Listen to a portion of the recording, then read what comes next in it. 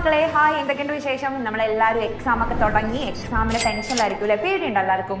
എന്തെങ്കിലും ടെൻഷൻ ഉണ്ടോ? എന്തിനാ പേടിയും ടെൻഷനൊക്കെ? നമ്മളെ മൊത്തത്തിലുള്ള എഫേർട്ട് അവിടെ കൊടുക്കാത്തതുകൊണ്ട് മാത്രമാണ് നമുക്ക് ഇപ്പോൾ പേടിയും ടെൻഷനൊക്കെ വന്നുകൊണ്ടിരിക്കുന്നത്. അപ്പം നമുക്ക് ഇനി എത്രയും പെട്ടെന്ന് നമ്മളെ എക്സാം ഒക്കെ അടിപൊളിയായിട്ട് കഴിഞ്ഞിട്ട് എങ്ങനെ നമുക്ക് നമ്മളെ റിസൾട്ട് അടിപൊളിയാക്കാൻ നോക്കാം. അപ്പം അതിന് വേണ്ടി നമുക്ക് എന്ത് വേണം? ഒരു കറക്റ്റ് ഒരു റിവിഷൻ സ്ട്രാറ്റജി വേണം. അപ്പം അതിന് നമുക്ക് ആകെയുള്ളത് 7 ചാപ്റ്റേഴ്സ് ആണ് കെമിസ്ട്രിയിൽ. ഈ 7 ചാപ്റ്റേഴ്സും വളരെ ഇമ്പോർട്ടൻ്റ് ആണ്. ആകെ കുറച്ച് ചാപ്റ്റേഴ്സേ ഉള്ളൂ. അതുകൊണ്ട് തന്നെ ഈ 7 ചാപ്റ്റേഴ്സിന് ഈക്വൽ ആയിട്ട് വെയിറ്റേജ് നമുക്ക് എന്ത് ചോദിക്കുന്നുണ്ട്? ക്വസ്റ്റ്യൻസ് ചോദിക്കുന്നുണ്ട്. നമുക്കിത് എങ്ങനെ ഈസി ആയിട്ട് പെട്ടെന്ന് പഠിച്ചെടുക്കാൻ നോക്കാം. കുറച്ച് പോയിന്റ്സ് നമ്മൾ മെയിൻ ആയിട്ട് റിവിഷന് വേണ്ടി നോക്കണം. ഓക്കെ, സോ ഫസ്റ്റ് വൺ ആണ് നമ്മൾ എന്ത് ചെയ്യണം? ഫസ്റ്റ് നമ്മുടെ ടോപ്പിക് ഒന്നൊരു പ്രിവ്യൂ ചെയ്യണം. പ്രിവ്യൂ ചെയ്യുക പറഞ്ഞാൽ എന്താണ്? നമ്മൾ ഏതൊക്കെ ടോപ്പിക്സ് ആണ് നോക്കുക, മെയിൻ ടോപ്പിക്സ് ഏതൊക്കെയെന്ന് സോർട്ട് ഔട്ട് ചെയ്യുക, അതിലെ ഇമ്പോർട്ടൻറ്റ് ടോപ്പിക്സ് മാത്രം ഫോക്കസ് ചെയ്യാം. സോ ഫസ്റ്റ് നമ്മൾ എന്തിനും ടൈം മാറ്റി വെക്കണം? ഒരു 30 to 50 മിനിറ്റ്സ് നമ്മൾ എന്തിനു കൊടുക്കണം? ഒരു ഫോക്കസ് സ്റ്റഡി. ഫോക്കസ് സ്റ്റഡി എന്ന് പറഞ്ഞു കഴിഞ്ഞാൽ നമ്മൾ പഠിക്കാൻ വേണ്ടി മാത്രം ഉപയോഗിക്കുക, ഒരു ഡിസ്ട്രാക്ഷൻസിലേക്കും പോവാതെ. ലൈക്ക് ഇൻസ്റ്റാഗ്രാമോ ഫേസ്ബുക്കോ എന്തോ യൂട്യൂബൊക്കെ ഇങ്ങനെ മാറ്റി വെച്ച് നമ്മൾ എന്ത് ചെയ്യണം? ആ കറക്റ്റ് ഒരു 30 to 50 മിനിറ്റ്സ് ഒരു ഡിസ്ട്രാക്ഷൻസും ഇല്ലാതെ ആ ഒരു മെയിൻ ഇമ്പോർട്ടൻറ്റ് ടോപ്പിക് ഫോക്കസ് ചെയ്ത് പഠിക്കാം. അപ്പോൾ ഫോക്കസ് ചെയ്ത് പഠിച്ചാൽ തന്നെ നമ്മൾ എന്ത് ചെയ്തു? നമ്മളെ പകുതി പരിപാടി അവിടെ കഴിഞ്ഞു. സോ നെക്സ്റ്റ് നമ്മൾ ചെയ്യേണ്ട ഒരു റിവിഷൻ സ്ട്രാറ്റജിയാണ് ഇത്, ആക്റ്റീവ് റീകാൾ. റീകാൾ ചെയ്യാം. പഠിച്ചത് എത്രയോ വട്ടം വെച്ചാൽ അത്രയും വട്ടം നമ്മൾ എന്ത് ചെയ്യുക? റീകാൾ ചെയ്ത് നോക്കുക, എഴുതി നോക്കുക. ചിലർക്ക് എഴുതി നോക്കേണ്ടി വരും. കെമിസ്ട്രി ഒക്കെ മെയിൻ ആയിട്ട് എന്ത് ചെയ്യണം? ജസ്റ്റ് വായിച്ചു വിടരുത്, നമ്മൾ എഴുതിയിട്ട് തന്നെ പഠിക്കുക. റൈറ്റിംഗ് ആണ് വേണ്ടത്, ഇക്വേഷൻസ് ആണ്, റിയാക്ഷൻസ് ആണ്. അതേപോലെ നമ്മളെ ഗ്യാസിലൊക്കെ നമുക്ക് എന്ത് തരുന്നുണ്ട്? ഗ്യാസ് ലോ സ്മോൾ കൺസെപ്റ്റിൽ പ്രോബ്ലംസ് തരുന്നുണ്ട്. യൂണിറ്റ്സ് ഇമ്പോർട്ടൻ്റ് ആണ്. അപ്പോൾ അത് എഴുതി നോക്കിയാൽ തന്നെ നമുക്ക് എന്ത് ചെയ്യാൻ പറ്റുള്ളൂ? അത് കറക്റ്റ് ആയിട്ട് ക്ലിയർ ചെയ്യാൻ പറ്റുള്ളൂ. സോ ഫസ്റ്റ് നമ്മൾ എന്ത് ചെയ്യണം? നമ്മൾ ആ മെയിൻ ഇമ്പോർട്ടൻറ്റ് ടോപ്പിക്സ് എടുക്കുന്നു. ആ ഇമ്പോർട്ടൻറ്റ് ടോപ്പിക്സിൽ ഒന്ന് കറക്റ്റ് ആയിട്ട് എന്ത് ചെയ്യുക? ഫോക്കസ് സ്റ്റഡി ചെയ്യുക. അപ്പോൾ കറക്റ്റ് ആയിട്ട് ആ ഇമ്പോർട്ടൻറ്റ് ടോപ്പിക്സ് പഠിച്ചതിന് ശേഷം നമ്മൾ എന്ത് ചെയ്യണം? Active recall. ആക്റ്റീവ് റീകാൾ ചെയ്യുക പറഞ്ഞാൽ എന്താണ്? നമ്മളെ സ്വന്തം നമ്മളെ തന്നെ ടെസ്റ്റ് ചെയ്യുക. നമ്മളെ തന്നെ ടെസ്റ്റ് ചെയ്താലേ നമ്മൾ എത്രത്തോളം പഠിച്ചു എന്ന് മനസ്സിലാക്കുക. വേറെ ആരെങ്കിലും വരും അതിന്? ആരും വരില്ല, നമ്മൾ തന്നെ ഉണ്ടാവുള്ളൂ. കാരണം നമുക്കുള്ള റിസൾട്ട് നമ്മളെ റിസൾട്ടാണ്. നമ്മളെ അച്ഛനും അമ്മയ്ക്കും അതേപോലെ നമ്മളെ ചുറ്റുപാടുള്ളവരുടെ മുന്നിൽ കാഴ്ച വെക്കാൻ വേണ്ടിയുള്ള ഒരു റിസൾട്ടാണ് നമ്മൾ ഈ 10th SLC എന്ന് പറയുന്നത്. ഇപ്പൊ പഠിച്ചിട്ടില്ലെങ്കിൽ പിന്നെ എപ്പോഴെങ്കിലും കിട്ടുമോ? ഇല്ല. അപ്പൊ ഇപ്പൊ മാത്രം നമുക്കത് എന്ത് ചെയ്യാൻ പറ്റുള്ളൂ? ഷോക്കേസ് ചെയ്യാൻ പറ്റുള്ളൂ. നമ്മളെ ടാലന്റ് ആണ്, നമ്മളെ എഫേർട്ടിലൂടെ മാക്സിമം എഫേർട്ട് കൊടുക്കുക. ആ മാക്സിമം എഫേർട്ടിലൂടെ അതെന്ത് ചെയ്യണം? അത് അവിടെ ഷോക്കേസ് ചെയ്യണം.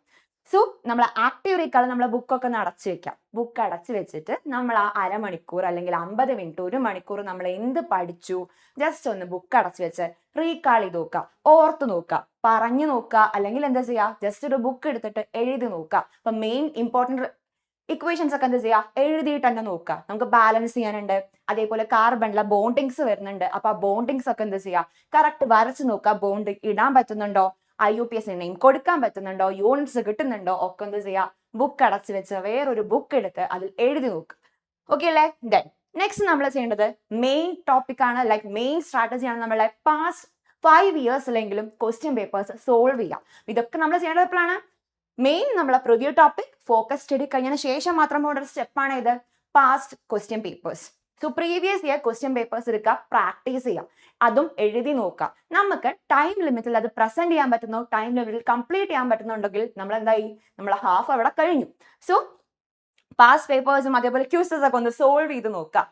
കുറേ ക്വസ്റ്റ്യൻസ് നമുക്ക് അവൈലബിൾ ആണ്, കുറേ ക്വസ്റ്റ്യൻ പേപ്പേഴ്സ് അവൈലബിൾ ആണ്. നമ്മൾ തന്നെ 100ഉം 200ഉം ക്വസ്റ്റ്യൻസ് ഒക്കെ ഡിസ്കസ് ചെയ്ത് കഴിഞ്ഞിട്ടുണ്ട്. അപ്പൊ അതിലെന്താ ചെയ്യുക? ആ ക്വസ്റ്റ്യൻസ് ഓരോന്നായിട്ട് സോൾവ് ചെയ്ത് നോക്കുക. അപ്പൊ സോൾവ് ചെയ്യുന്ന സമയത്ത് കിട്ടുന്നുണ്ടോ നോക്കുക.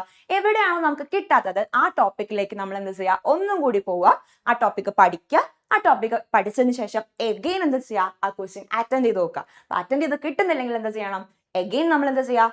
എഗെയിൻ റീകോൾ ചെയ്യുക, എഗെയിൻ റീവിസിറ്റ് ചെയ്യുക. ഇപ്പൊ റീവിസിറ്റ് ചെയ്തുകൊണ്ട് നമുക്ക് എന്ത് കിട്ടുന്നു? നമുക്ക് ആ ക്വസ്റ്റ്യൻ അടിപൊളിയായിട്ട് അറ്റൻഡ് ചെയ്യാൻ പറ്റും. ഫുൾ പോയിന്റ്സ് പ്രസന്റ് ചെയ്യാൻ പറ്റിയിരിക്കണം. ഓക്കെ, ദെൻ നെക്സ്റ്റ് വരേണ്ടത് സ്പേസ്ഡ് റിപ്പീറ്റേഷൻ ആണ്.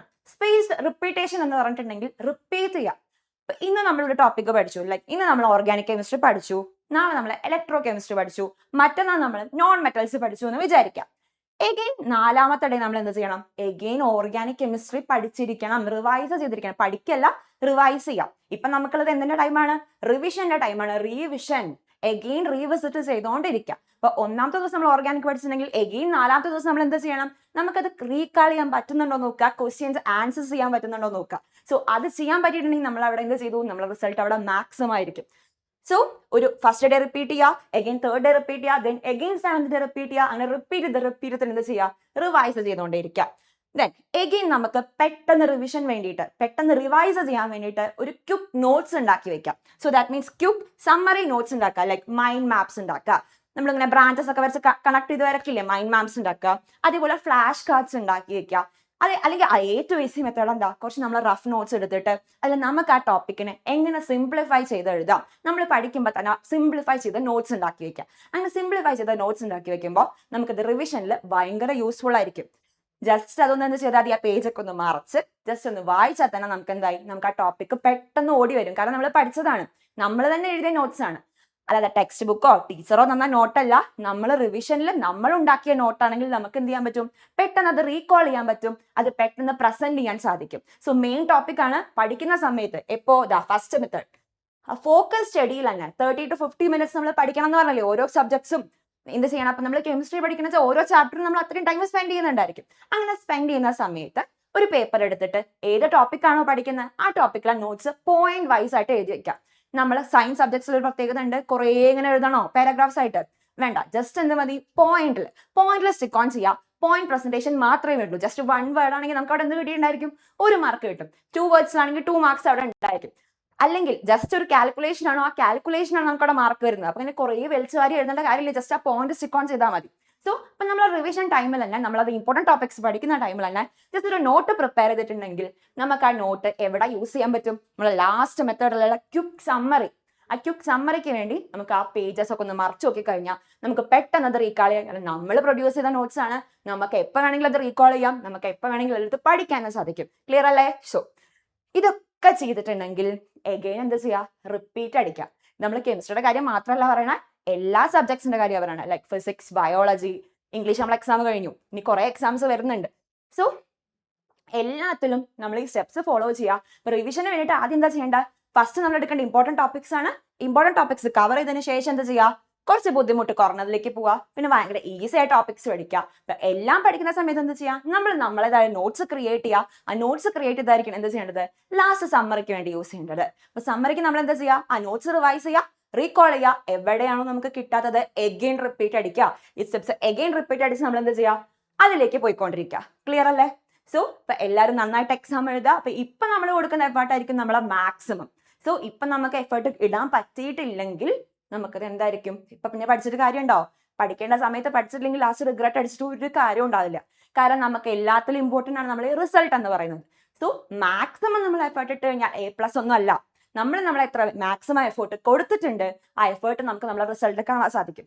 എഫേർട്ട് ഇടുക, പഠിക്കുക, നന്നായിട്ട് എന്താ ചെയ്യുക, എക്സാംസ് അറ്റൻഡ് ചെയ്യുക. So all the best for exam. Okay.